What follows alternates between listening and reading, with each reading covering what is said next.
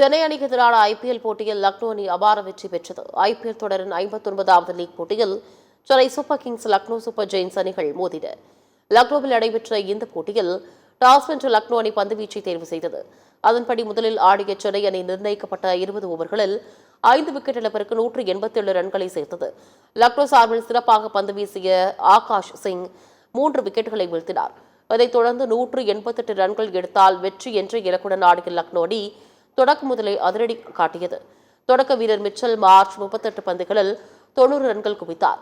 இதனால் லக்னோ அணி 16.4 ஓவர்களில் இலக்கை எட்டி 7 விக்கெட் வித்தியாசத்தில் வெற்றி பெற்றது. வெறும் 16 பந்துகளை மட்டுமே வீசிய சென்னை அணி வீரர் ஆன்சுல் கம்போஜ் 69 ரன்களை விட்டுக் கொடுத்துள்ளார். அவரது இரண்டாவது ஓவரின் முதல் 4 பந்துகளை மிச்சல் மார்ஷ் சிக்ஸருக்கு பறக்கவிட்டார். அவரது மூன்றாவது ஓவரின் முதல் 4 பந்துகளை நிக்கோலஸ் பூரன் சிக்ஸருக்கு பறக்கவிட்டார்.